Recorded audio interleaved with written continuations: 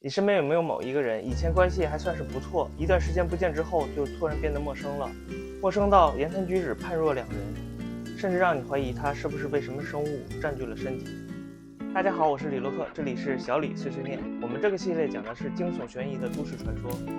另外，我的频道还有很多未知探索、寓言故事等等类型的影片等着你来发现。如果您感兴趣的话，可以点击屏幕右下角的小图标订阅我的频道。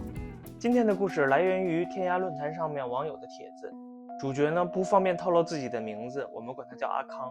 阿康是一个富三代啊，因为他爷爷走的时候把遗产全都留给了他，总数大概有2000万左右，还有几套房子。总的来说呢，阿康自打继承了爷爷的遗产之后，基本上过着一种躺平的生活，平时生活中也没有什么爱好，他就喜欢打打游戏，在游戏中认识了一个姑娘，两个人没有多久就结婚了。而且结婚之后也没有怎么出去玩，因为两口子平时都很宅，他们硬是打了6年的游戏。慢慢呢，两个人觉得玩游戏也玩腻了，一商量呢，就寻思换一种生活方式，想出去走走，多欣赏一下这个世界。于是呢，他们两个人就报了一个班学摄影。就这样，他们认识了一个教摄影的马老师。马老师的年纪和阿康差不多，但是他能说会道，长得也很帅。阿康呢，因为天天宅在家，也不和人接触嘛，简单概括就是人傻钱多。两个人很快就成了很好的朋友啊。那有一天大伙聊天，就提到了去丽江采风，一起玩几天。于是阿康两口子外加2个同学，还有马老师他们5个人，就来了一场说走就走的旅行。费用呢都是由土豪阿康来出。但是由于没有提前规划好，去的时候呢又是旅游的旺季，到了这个地方才发现没有酒店了，全是满的。一行人呢就一边逛一边找住的地方。他们临近傍晚就逛进了一条小巷子，看见了一个很老的院子，门上挂着一个民宿出租的牌子，几个人就进去了。院子里呢就是一栋很旧的2层木楼，旧归旧啊，但是挺干净，院墙、楼梯、扶手、窗户、门啊，每一处都透着岁月的痕迹。当然，玩摄影的这几位看到这样的场景，肯定是欣喜若狂啊，赶紧就找老板，就在院子里喊开了。那这个民宿1层的一个门就打开了，走出来一个老太太，一问呢，就说当天就他们一波客人，房间随他们挑。那他们5个人呢，就在2楼挑了3个房间，阿康和他爱人一间，马老师一间，另外2个同学一间。因为是木楼还是老房子，所以隔音很差，所以3间房呢没有选连在一起的，都是两之间隔开了一间空房间。安顿好之后呢，那几个人就出去吃饭、逛酒吧。马老师呢是人帅胆子大，他在酒吧里很快就认识了几个姑娘啊，玩到了11点多。阿康他们4个人就先回了，留下马老师单独行动。那忙活了一天，阿康和他媳妇儿也累了，回去收拾了一下，很早就睡觉了。但是没睡踏实，因为总感觉隔壁有人，就像是几个人啊在说话，声音时大时小。阿康就跟他媳妇儿就寻思啊，应该是隔壁住进来人了，也没在意，所以迷迷糊糊就睡过去了。那第2天呢，阿康两口子睡到中午才起来，他们俩呢就叫其他人起来吃午饭。这个马老师呢昨晚不知道几点钟才回来，不过他们发现隔壁并没有住人，那这个小院子里呢还是就他们5个人，并没有新的客人。好了，吃完午饭之后，几个人又背起相机出门了，一直逛到晚上，就吃饭喝酒嘛。当天晚上没有去酒吧，大伙儿都累了，在这个饭店里喝完了，就回到了住处。那马老师呢又出去了，阿康他们也没有多问，因为马老师这个人爱找姑娘这件事儿，大伙儿都知道。收拾完就睡觉了，但是睡到半夜呢，阿康两口子又被隔壁的声音给弄醒了。隔壁好像就有很多人在压低了声音说话，声音不大，但是特别的嘈杂。阿康呢，他脾气很大，立马就起来去敲隔壁的门，发现没人理他。他一拧门把手，门就开了，发现隔壁房间根本就没有人。可是回来一躺下，那个声音呢就又响起来。就因为这个声音啊，阿康一宿都没有睡好，就听见这个马老师是当天晚上3点钟左右才回来。因为一晚上没有睡好，第2天这个天蒙蒙亮，阿康才踏踏实实的一觉睡到了中午。那2个同学呢和他一样，也是到了中午才起来。一问呢，都说听见了那种压低声音在开大会的动静。当时呢，大伙儿也没有多想，因为毕竟这是个老房子，就怀疑是隔音的问题，是别的地方传来的动静到院子里之后被放大了。那几个人呢，就把马老师也叫了起来，然后还是这个流程啊，就跟之前一样，吃饭、喝酒、闲逛、拍照。那当天晚上回去之后，马老师没有再出去，几个人呢买了一点酒，就在阿康的房间里喝了一通，之后就各自回去睡觉了。但是睡到半夜，阿康被马老师的叫声给吵醒了，他就赶紧冲出去，去了马老师的房间。他的房间门呢没有锁，推门就进去了。打开灯呢，就发现马老师蜷缩在一个墙角，浑身颤抖，一个劲儿的大叫：“别过来，别过来！”非常的惊恐。阿康呢正想问问怎么回事，这个马老师就一下子窜了起来，就往门口冲。这个时候其他人也听到了动静，就都进来了。马老师呢就推开了他们，然后就冲到了门廊上。如果不是2楼的扶手比较结实，马老师就冲下去了。被这个栏杆阻拦了一下之后，马老师就不再跑了。但是他并没有消停，就在门廊上乱蹦乱叫啊，满地打滚，然后手就拼命往这个后背抓，嘴里面就喊着：“你们帮我把他弄下来，赶紧弄下来！”阿康他们呢，当时就愣住了。为什么呢？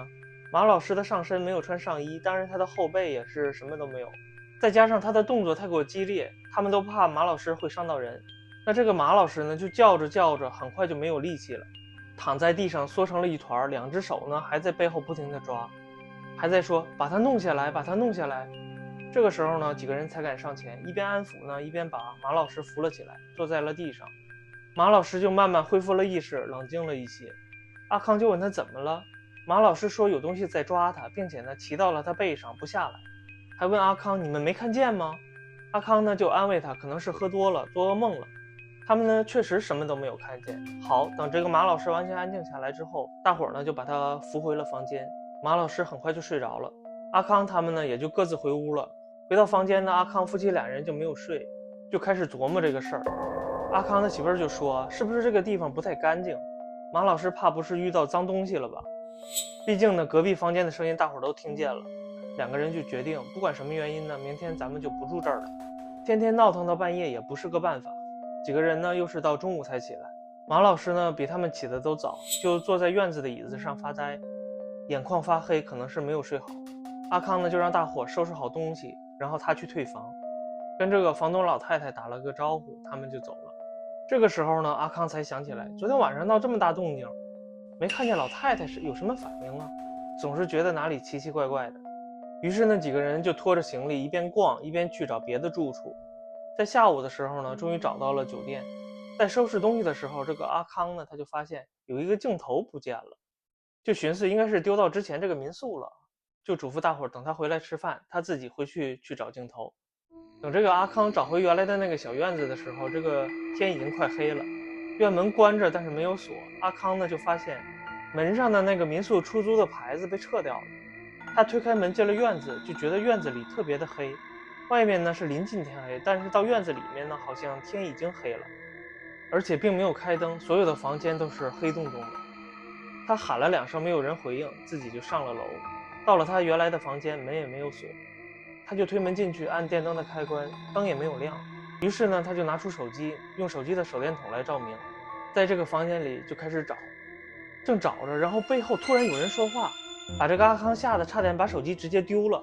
原来是房东老太太，不知道什么时候就站到他背后了，问他在找什么。那这个楼梯呢是木质结构的，走路上下楼梯都会有那种吱吱咯咯的声音。阿康就很奇怪，这么安静的环境，老太太走过为什么一点动静都没有？他就跟这个老太太讲，说我有个相机的镜头可能丢在了这儿，我回来找找。老太太说呢，镜头她看见了，让阿康自己下去，到厨房的桌子上就能看见了。这个阿康呢向老太太致谢，然后就下楼了。厨房在1楼，比2楼还黑，这个厨房呢几乎就是伸手不见五指的样子。阿康呢就不知道灯在哪儿，他就直接用手机的手电筒去找自己的镜头。镜头呢就放在厨房的桌子上，阿康呢拿着镜头一转身，老太太又静悄悄地出现在他身后了，什么都没说，就盯着他。阿康头皮一麻，身上的鸡皮疙瘩都起来了。之后匆忙地跟老太太讲，说这个镜头找到了，说了声谢谢，老太太也没有回应，就这么盯着阿康。阿康就赶紧加快脚步走了出去，出了院门，到了院子外面，就好像一下子周围就亮了起来。阿康就明显感觉有点不对了，也没敢再停留，就回到了住处。晚饭呢还是和大家一起吃的，简单吃了几口，也没喝酒。折腾了一天啊，也没力气再去酒吧了。马老师啊也没有再出去。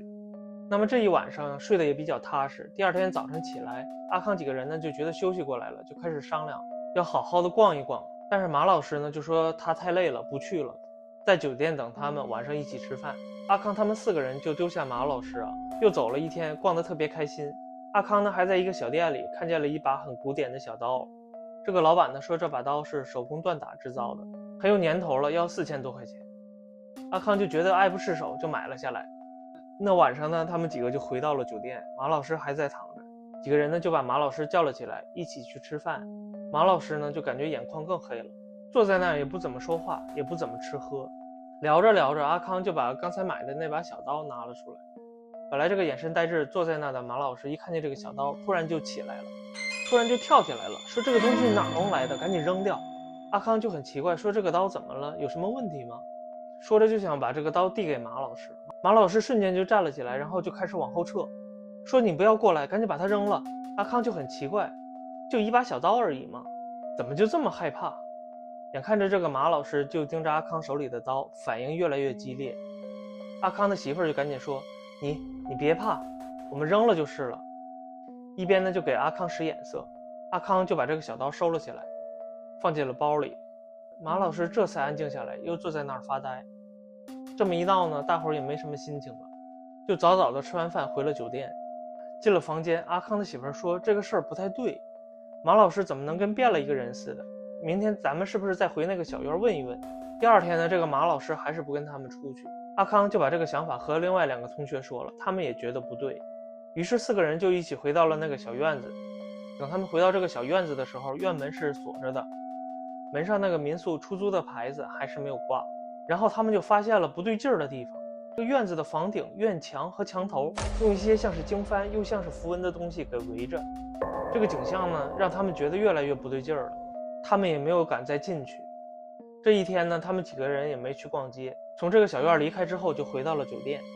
马老师还是躺在床上，阿康就让马老师起来到他的房间，大家一起商量回去还是继续玩。结果呢，马老师一进他的房间就瞪大了眼睛，惊恐又害怕的叫，你骗我，你那把刀没有扔。然后呢就跑到了房间的门口，没敢进去。看到这个情景呢，阿康就说，要不咱们去马老师的房间商量吧。5个人就挤在马老师的房间里，最后5个人一致决定回家，而且是立马就订票。由于这个阿康呢舍不得自己买的这把小刀，不能坐飞机，所以他们夫妻俩只能坐火车回，其他3个人坐飞机回城。阿康2个人比另外3个人晚1天走。等那3个人走了之后，阿康夫妻呢也没有什么事可做，就商量说要不要再回去那个小院看看，能不能找到那个老太太问一下，或者找到街坊邻居打听打听，这几天遇到的这些事儿到底是怎么了。然后最奇怪的事情就发生了，因为他们根本就找不到那个院子了，还是那条街，周围的民宿饭店什么都没有变，但就是那个院子他们找不到了。一问周围的商铺，说压根儿这边就没有什么院子，这边的房价物价这么贵，哪有那么大的空间容纳一个院子，一直都没有什么院子。阿康跟他媳妇儿就彻底蒙圈了。好，等他们2个人最后回到了北京，又上了一段时间的课。可是马老师呢辞职了，一直也没有看到他。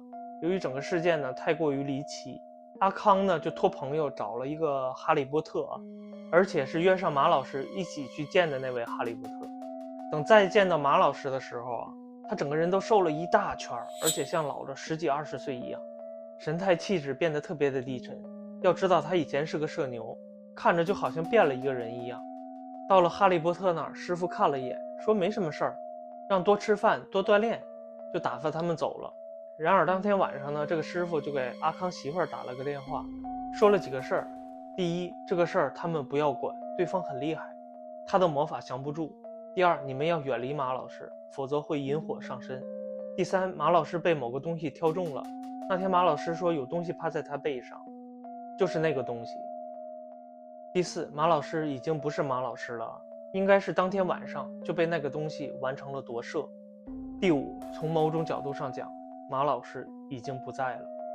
打那之后呢，阿康就再也没有联系过马老师，马老师也没有主动的联系过阿康。这个故事到这里并没有结束，大概过了1年多吧。有一天呢，阿康他们的车限号，他们只能坐地铁出行。在这个地铁里，阿康和他的媳妇儿又遇到了马老师，而且这个马老师不但瘦了一大圈，还像是老了很多岁，整个人就好像连个头都变矮了。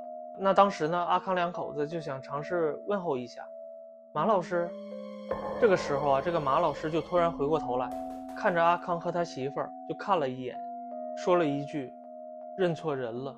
但是马老师的外套和马老师的包都是阿康当年找人定制送给他的，绝对不会看错。而且一个人他即使变得再沧桑，他的五官他的那种轮廓感是不会有太大的变化的。所以阿康和他媳妇儿知道他们绝对没有认错人。也许马老师正如那个哈利波特所说，他已经真的不是马老师了，是一个不知道什么鬼东西的东西占据了他的身体。另外后来作者补充说当时去云南的那次旅行是因为民宿的问题，他们决定提前回来嘛。他们夫妻2个人是因为带着买来的小刀不能坐飞机，只能坐火车回去，而且飞机的起飞日程比火车要晚1天才能出发。另外3个人是坐飞机回去的。当时他们夫妻2人在云南多待的那一天，另外3个人乘坐的航班其实也没有起飞，说是有强对流天气一直在管制航班的起飞。夫妻2个人呢，当时并没有注意这些细节，因为他们在云南旅行的最后一天一直是一个大晴天，所以2个人呢还是正常的逛街吃吃喝喝，朋友那边也没有打电话过来。可能呢也是因为在云南旅行的这几天一直都是他请客。分开之后，朋友2个人虽然也没有走成，但是有可能想到再麻烦阿康也有点不好意思。后来他朋友告诉他说，当天有11次航班都停飞了。作者买的火车票是第2天上午10点36分的从昆明南到北京西的高铁票。可非常奇怪的是，他后来听朋友描述说，第2天他们收到航班恢复的通知之后，他们就从宾馆收拾东西准备去机场了。等到机场大概是11点半左右，但是等待恢复的航班太多，他们等到下午3点多才起飞。还给作者看了当时机场发给朋友的短信，是机场航班恢复开行的通知。阿康就说当时不看不要紧，一看差点没把自己吓死。截图上明晃晃的信息接收时间是10点36分。难道说马老师身上不干净的东西冥冥之中在等着阿康乘坐这次航班吗？当时如果他没买那把小刀，或者放弃了小刀乘坐了那趟航班的话，会发生什么呢？阿康说，如果这样联系的话，那把小刀或许真的是救了我一命。